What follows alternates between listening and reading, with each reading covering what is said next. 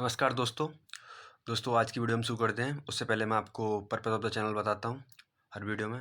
दोस्तों इस चैनल का पर्पज़ है कि आप एस्पिरेंट्स का पैसा बचाना है, उनका टाइम बचाना है और कॉम्पिटिटिव एग्जाम्स प्रिपरेशन को एक साइड हॉबी बनाना है, फुल टाइम प्रिपरेशन नहीं, जिससे लोग अपना जो कंट्रीब्यूशन है वो देश की प्रगति में दे सकें। उसके बाद है कि ये कंपनी जो होती हैं कोचिंग इंडस्ट्री वाली फॉर प्रॉफिट, उन्हें मैक्सिमम हार्म पहुँचाना है इस कोर्स के माध्यम से। और उस कोर्स को कैसे कंप्लीट करना है दोस्तों, 2 आवर्स के लेक्चर्स एवरीडे आएंगे। उसके अलावा एस्पिरेंट को 6 घंटे एवरीडे इन्वेस्ट करने हैं इन 2 लेक्चर्स को डाइजेस्ट करने में, उन्हें रिवाइज करने में, उन्हें एनालाइज करने में, और उनके अलावा एक्स्ट्रा जो चीज़ कुछ ऐसी हैं जो उन्हें ठीक से समझ में नहीं आ रही हैं उनके बारे में रिसर्च करनी है खुद से। इस कोर्स को GS प्लस ऑप्शनल के सहित 110 दिन में मैं कंप्लीट कर दूंगा। 15 दिन में एक्स्ट्रा लूँगा करंट अफेयर्स के लिए। 15 मई तक ये कोर्स कंप्लीट हो जाएगा। लेकिन इस कोर्स का यूज़ तो क्योंकि स्टैटिक कोर्स है मोस्टली, तो अगले बाकी अटैम्प्ट्स में भी हो सकता है। उसके बाद ओनली मंथली करंट अफेयर्स के अपडेट्स मैं आपको देता रहूँगा। तो दोस्तों कल जो मैंने वीडियो दी थी, कल नहीं मतलब इससे पहले जो दी थी, उस वीडियो में क्या था दोस्तों, मैंने आपको रिवीजन नहीं कराया था। यानी कि लास्ट में जो मैं कॉम्प्रीहेंड कराना चाहिए था मुझे, वो मैंने नहीं कराया था, जिससे कि आपका अच्छा रिवीजन हो जाए। दोस्तों उसके लिए माफ़ी मांगता हूँ और अगली बार से मैं हमेशा आपको कॉम्प्रीहेंड कराऊँगा। तो तब उसका रिवीजन हम अब कर लेते हैं। तो दोस्तों हमने पढ़ा था EIC के बारे में पढ़ा था। EIC के बारे में हमने कुछ खास बातें पढ़ी थी। उसके बारे में हमने काफ़ी स्टोरी भी समझी थी, लेकिन वो हिस्टोरिकल पॉइंट ऑफ व्यू से ज़्यादा इंपॉर्टेंट है। पॉलिटिकल पॉइंट ऑफ व्यू से पॉलिटी के पॉइंट ऑफ व्यू से जो चीज़ें इंपॉर्टेंट हैं उन्हें हम फिर से पढ़ लेते हैं। उसकी कोई राइवल कंपनी नहीं थी ब्रिटेन के अंदर। उसके अलावा पॉलिटिकल एड की उसमें मेजॉरिटी शेयर होल्डिंग थी। उसके अलावा कोड ऑफ डायरेक्टर्स था उनके अंदर। उसके अलावा वो फोर्स का यूज़ कर सकते थे, आर्मी बना ली थी उन लोगों ने। TT साइन कर सकते थे लोकल रूलर्स के साथ में। गवर्नर जनरल साहब जो कि कंपनी के CEO की तरह काम कर रहे थे। ब्रेक थ्रू उन्हें 3 मिले थे। पहला ब्रेक थ्रू था नाड़िसा का अटैक, जिससे मुगल चले गए थे डाउनफॉल में। दूसरा था Maratha downfall, third Panipat battle जो हुई थी अहमद शाह के साथ, दुर्रानी के साथ 1767 में। उसके अलावा इन्हें बड़ी बड़ी विन मिली थी दो तो मिली थी फ्रेंच और डच के साथ। उसके अलावा जो इंडिया के रूलर्स के साथ मिली थी वो थी प्लासी और बक्सर। बक्सर की विन के बाद अलावा TT हुई, जिसमें उन्हें दीवानी राइट्स मिले बंगाल, बिहार और उड़ीसा के। जो उनका प्लंडर था वो लीगल प्लंडर में तब्दील होने लगा था। उसके बाद दोस्तों आया रेगुलेटिंग एक्ट ऑफ 73। उनके करप्शन से परेशान होकर ब्रिटिश गवर्नमेंट ने निकाला, उन्हें कंट्रोल करना था कंपनी को, जिसमें उन्होंने प्राइवेट बैन करने की कोशिश करी, सैलरी इंक्रीज करी। गवर्नर ऑफ बंगाल को गवर्नर जनरल ऑफ बंगाल बना दिया गया, वरुण हास्टिंग्स साहब बने। उन्हें सुप्रीमेसी देने की कोशिश की बॉम्बे और मद्रास के ऊपर, लेकिन ऐसा पॉसिबल हो नहीं पाया था। फर्स्ट स्टेप ऑफ सेंट्रलाइजेशन कहा जाता है इसे ब्रिटिश एडमिनिस्ट्रेशन का इंडिया के अंदर, क्योंकि इन्होंने तीनों प्रेसिडेंसीज जो थी उन्हें मिलाने की कोशिश की गई थी। गवर्नर जनरल साहब जो बने थे बंगाल के, वरुण हास्टिंग्स साहब, उन्हें एक एग्जीक्यूटिव काउंसिल भी दी गई थी 4 मेंबर्स की। उसके बाद सुप्रीम कोर्ट बनाया गया था कलकत्ता के अंदर। उसके बाद हमने देखा था क्योंकि ये एक्ट ठीक से काम नहीं कर रहा था, आपस में कॉन्फ्लिक्ट होने लगे थे प्रेसिडेंसीज के बीच में, या सुप्रीम कोर्ट और गवर्नर जनरल के बीच में, या एग्जीक्यूटिव काउंसिल और गवर्नर जनरल के बीच में। तो उन कॉन्फ्लिक्ट्स को सॉल्व करने के लिए लाया गया था पिट्स एक्ट। ये अमेरिकन रिवॉल्यूशन के बाद आया था। कॉर्नवालिस साहब को बुलाया गया था अमेरिका से इंडिया में। तो इसमें 2 काम किए गए थे। पहले तो बोर्ड ऑफ कंट्रोल बनाया गया था, जो कि कोर्ट ऑफ डायरेक्टर्स से थोड़ा अलग हुआ। कोर्ट ऑफ डायरेक्टर जो कॉमर्शियल फंक्शंस करेगा कॉमर्शियल, और बोर्ड ऑफ कंट्रोल जो है वो करेगा एडमिनिस्ट्रेटिव फंक्शंस, क्योंकि कंपनी अब एडमिनिस्ट्रेशन में भी आ गई थी, डबल गवर्नमेंट वाला सिस्टम आ गया था। और बोर्ड ऑफ कंट्रोल की वजह से ब्रिटिश गवर्नमेंट का डायरेक्ट कंट्रोल आने लगा था कंपनी के ऊपर। एग्जीक्यूटिव काउंसिल को 3 मेंबर कर दिया गया था, गवर्नर जनरल को वीटो दे दिया गया था। कंपनी की टेरिटरीज जो थी अब तक की, उन्हें ब्रिटिश पोजीशन कहया जाने लगा, और कलकत्ता को कैपिटल बनाया गया, और बॉम्बे मद्रास को साफ कह दिया गया कि आप सबऑर्डिनेट हो, आपकी लेजिस्लेटिव पावर्स बंगाल से ऊपर नहीं है। बंगाल ने अगर कोई कानून बनाया आपके लिए तो आपको मानना पड़ेगा। तो दोस्तों ये तो हमने पिछले लेक्चर में पढ़ा था। अब हम शुरू करते हैं चार्टर एक्ट्स जो आए थे। इसके बाद 4-5 चार्टर एक्ट आए थे, 4 आए थे एक्चुअली। उनके बारे में आपको बताना चाहता हूँ। एक था चार्टर एक्ट 1973, फिर था चार्टर एक्ट 1813, 1833 और 1853। उसके बाद हमारा गवर्नमेंट ऑफ इंडिया एक्ट लाना पड़ा था, जिसमें कि कंपनी का रूल खत्म ही हो गया था मतलब एंड हो गया था कंपनी रूल का, डबल गवर्नमेंट सिस्टम सब कुछ अलग खत्म हो गया था। क्योंकि इससे पहले 1857 में फर्स्ट वॉर ऑफ इंडिपेंडेंस हुआ था, जिससे ब्रिटिश गवर्नमेंट जो थी वो पूरी हिल गई थी। तो उसके बाद उन्होंने कंपनी को ख़त्म ही कर दिया था। लेकिन उससे पहले हम पढ़ते हैं, उससे पहले क्या क्या हुआ था इन चार्टर एक्ट्स में। I am sorry.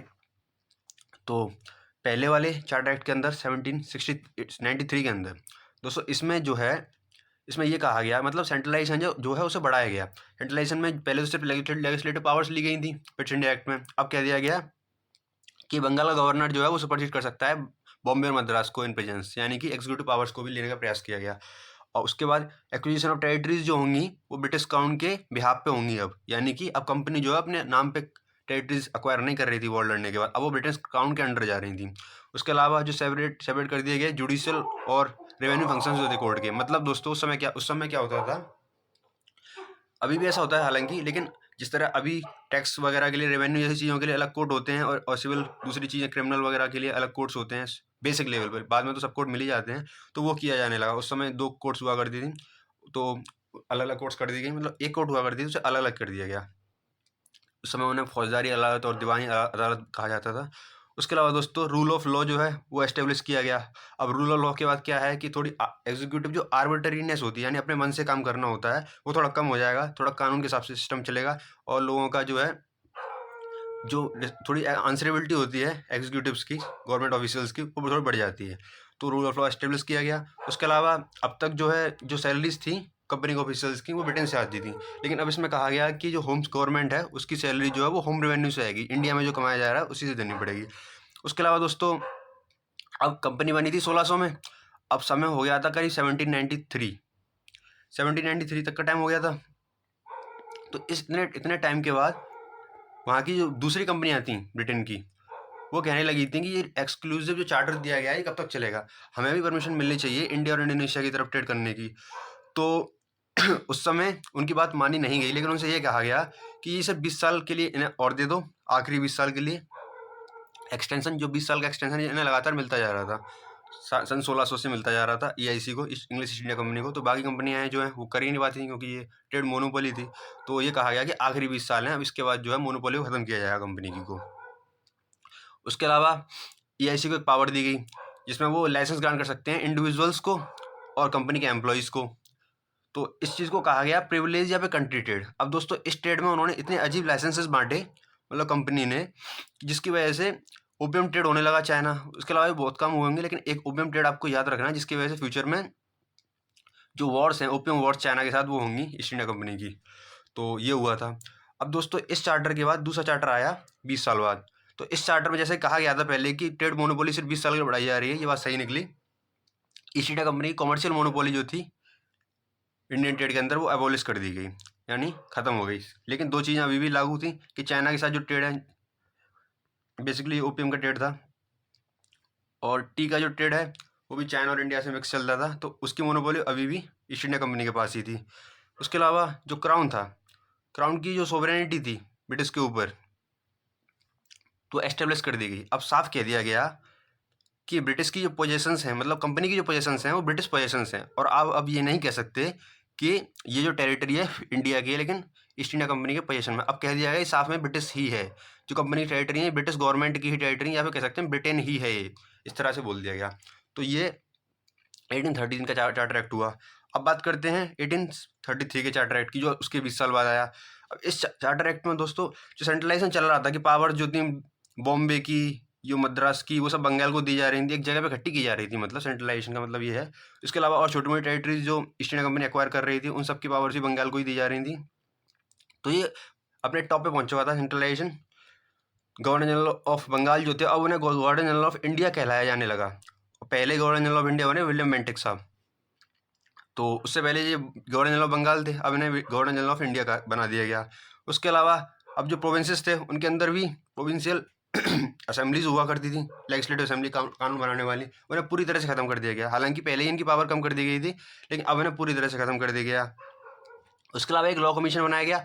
Law commission जो है वो बंगाल के अंदर ही बनाया गया, क्योंकि वहीं से सेंट्रलाइजेशन ऑफ पावर हो चुका था ऑलरेडी।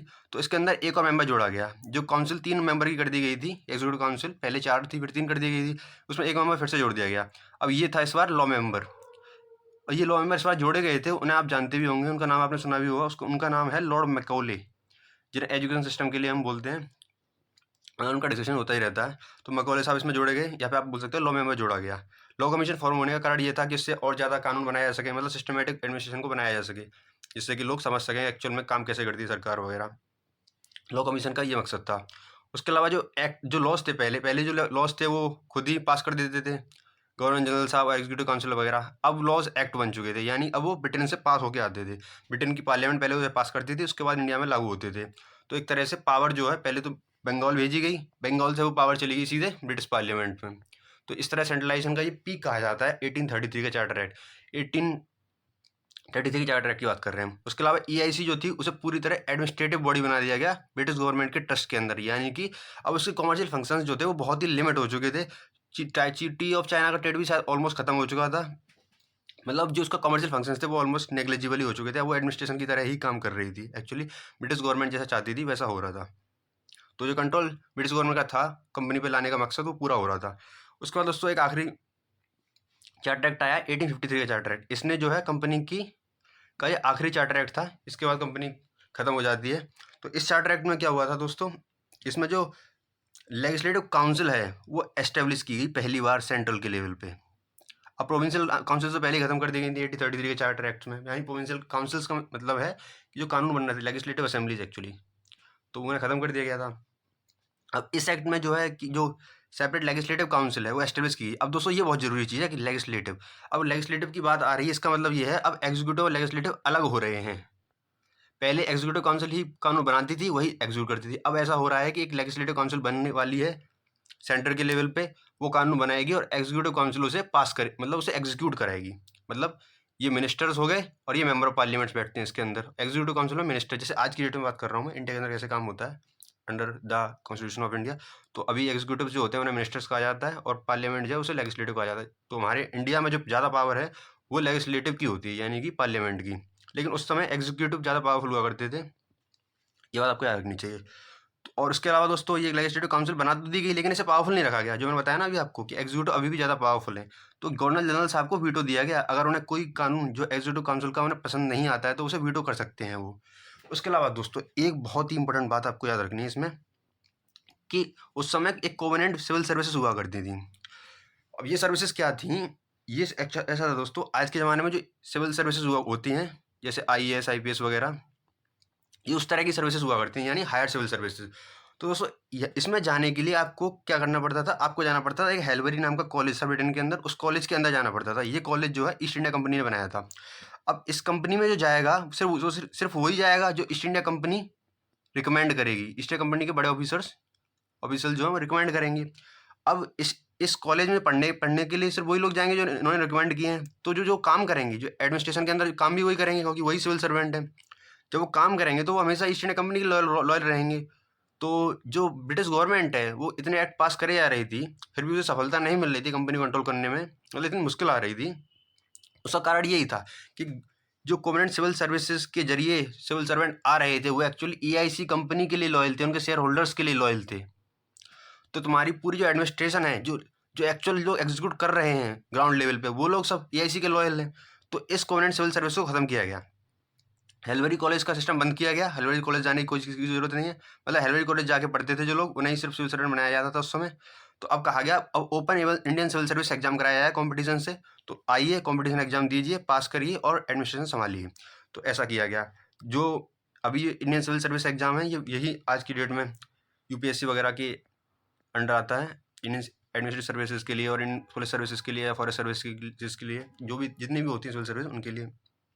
उसके अलावा अब ये कहा गया कि जो EIC को चार्टर एक्ट्स को जो एक्सटेंशन मिल रहा था कि ये फिर से 20 साल का एक्सटेंशन, 1833 फिर 1853, अब कहा गया ये गारंटी नहीं है कि हम ये एक्सटेंशन जारी रखें। इनसे कहा गया है कि हमारी मर्जी है कब तक कंपनी चल रही है। तो दोस्तों ऐसा हुआ भी। अब ऐसा होने का कारण था दोस्तों 1857 का रिवॉल्ट। जब 1857 का रिवॉल्ट हुआ 1857 का, तो उसमें ऐसा कहा जाता है कि कंपनी जो है, मतलब एक्चुअल में तो ब्रिटिश गवर्नमेंट को कंपनी को ख़त्म करना था, उसे बहाना चाहिए था। तो ये बहाना अच्छा मिल गया कि ये रिवॉल्ट हुआ। इस रिवॉल्ट में ऑलमोस्ट कहा जाता है कि अगर रिवॉल्ट थोड़ा ज़्यादा चल जाता तो कंपनी ख़त्म ही हो जाती इंडिया के अंदर से, फिर से सेल्फ रूल आ जाता। तो इस डर की वजह से और इस बहाने की वजह से अब ब्रिटिश गवर्नमेंट ने कंपनी को ख़त्म कर दिया। अब दोस्तों ईस्ट इंडिया कंपनी ख़त्म हो गई। डबल गवर्नमेंट वाला सिस्टम जो था, बोर्ड ऑफ कंट्रोल एक था एडमिनिस्ट्रेशन के लिए और एक था आपका कोर्ट ऑफ डायरेक्टर्स, वो दोनों ख़त्म कर दिए गए, यानी कंपनी ख़त्म कर दी गई। अब वाइसरॉय बनाया गया दोस्तों। अब वाइसरॉय वाला सिस्टम आया। अब वाइसरॉय का सिस्टम, पहले जो गवर्नर जनरल थे इंडिया के जो हुआ करते थे, अब वो हट गए, अब आगे वाइसरॉय साहब। अब इसे कहा जाने लगा वाइसरॉय गवर्नमेंट्स। अब दोस्तों इस गवर्नमेंट को एक खास बात के लिए याद रखना है कि ये 1858 का जो एक्ट है गवर्नमेंट ऑफ इंडिया एक्ट, ये लेके आया गुड गवर्नमेंट। अब गुड गवर्नमेंट का मतलब क्या है यहाँ पे, ये आपको समझना बहुत जरूरी है। ये गुड गवर्नमेंट जो है वो लोगों के लिए गुड गवर्नमेंट नहीं है। ये गवर्नमेंट आंसरेबल है, सही बात है। ये गवर्नमेंट रिस्पॉन्सिबल है, सही बात है। ये गवर्नमेंट अकाउंटेबल है, सही बात है। लेकिन किसके लिए? पीपल ऑफ इंडिया के लिए नहीं। एक्चुअल में ये है ब्रिटिश गवर्नमेंट के लिए, आंसरेबल, रिस्पॉन्सिबल और अकाउंटेबल। तो इसे गुड गवर्नमेंट कहा गया है ब्रिटिश गवर्नमेंट के पॉइंट ऑफ व्यू से, ना कि इंडिया के पीपल्स के पॉइंट ऑफ व्यू से। तो इसके लिए क्या किया गया? उसके लिए दोस्तों एक सिस्टम बनाया गया, वाइसरॉय सिस्टम। और वाइसरॉय के साथ, वाइसरॉय के ऊपर ब्रिटेन के अंदर एक बनाई गई काउंसिल ऑफ इंडिया। अब काउंसिल ऑफ इंडिया जो थी उसका एक हेड था, इसे कहा गया secretary of state.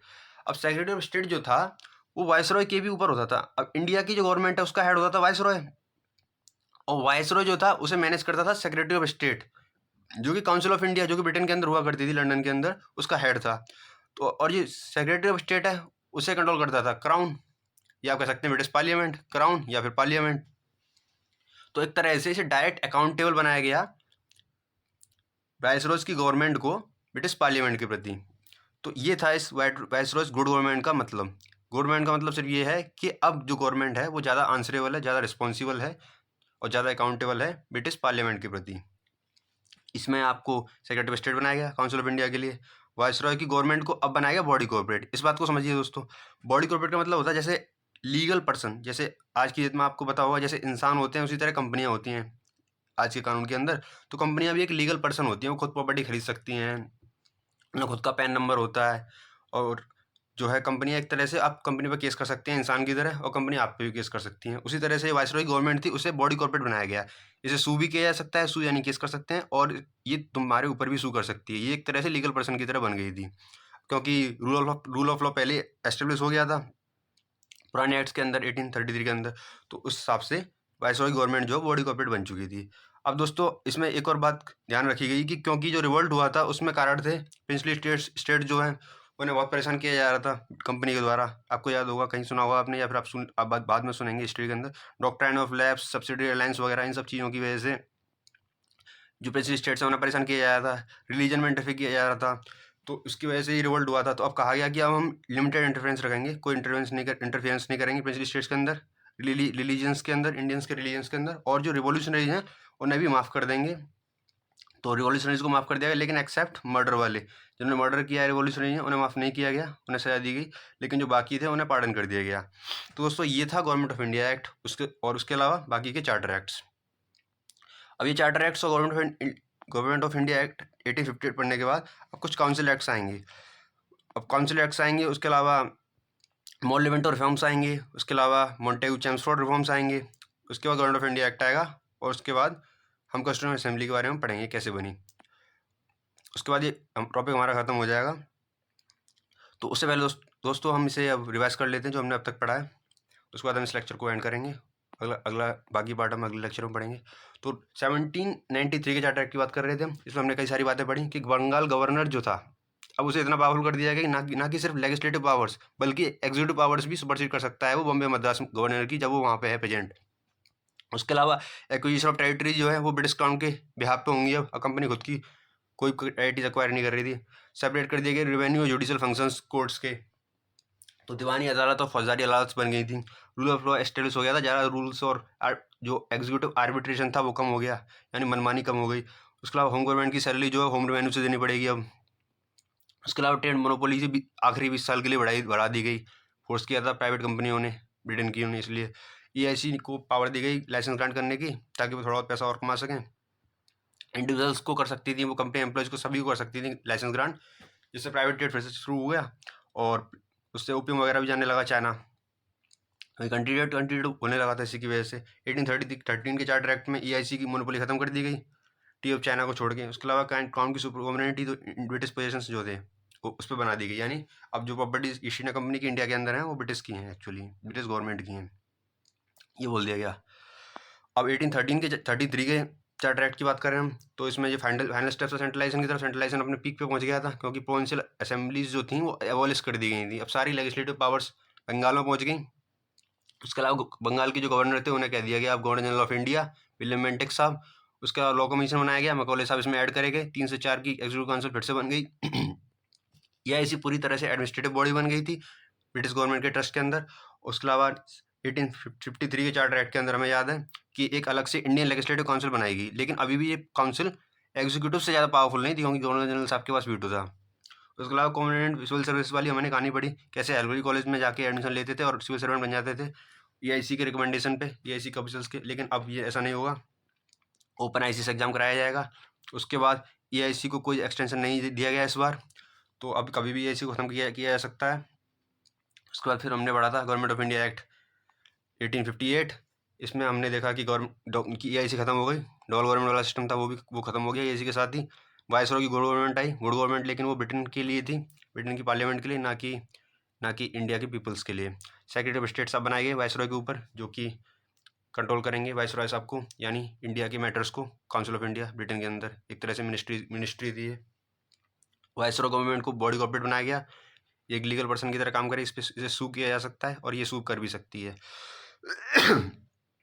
Limited interference रहा गया प्रिंसिपल स्टेट्स के अंदर, रिलीजन के अंदर, और रिवॉल्यूशनरीज को पढ़न किया गया। दोस्तों ये था हमारा दूसरा लेक्चर। तो इसके अंदर अभी हम हिस्टोरिकल अंडरपिनिंग्स ही पढ़ रहे हैं, तो बाकी जो काउंसिल एक्ट्स वगैरह हैं और बाकी के जो भी एक्ट हैं उन्हें हम अगले लेक्चर में पढ़ेंगे और इसे ख़त्म करेंगे। Thank you.